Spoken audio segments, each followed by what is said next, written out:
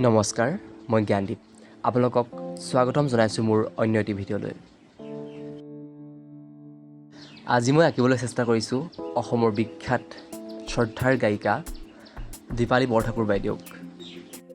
শিৱসাগৰৰ মৌসুতি গাঁৱত 1941 চনৰ জানুৱাৰী মাহত জন্ম লাভ কৰা দীপালী বৰঠাকুৰ বাইদেউ অসমীয়া সংগীত জগতৰ এটি পৰিচিত নাম। এমুঠি গীতেৰে শ্ৰোতাৰ অন্তৰত খলকনি লগোৱা এইগৰাকী প্ৰতিভাময়ী কোকিল কণ্ঠী শিল্পীয়ে কিন্তু শ্ৰোতাক বৰ বেছি গীত উপহাৰ দিব নোৱাৰিলে।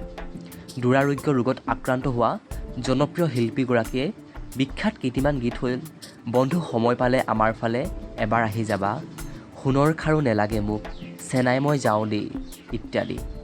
এগৰাকী অনাতাঁৰ শিল্পীৰূপে অসমৰ চুকে কোণে জনপ্ৰিয়তাৰ শীৰ্ষবিন্দুত উপনীত হোৱা এইগৰাকী শিল্পীক পদ্মশ্ৰী বঁটাৰে সন্মান জনোৱা হয়। এনেকৈ আঁকি গৈ থাকিলোঁ তেখেতৰ প্ৰতিচ্ছবি। তেখেতৰ যেতিয়া চিত্ৰখন মই আঁকিছোঁ তেতিয়া মনলৈ বহুত কথা আহিছে।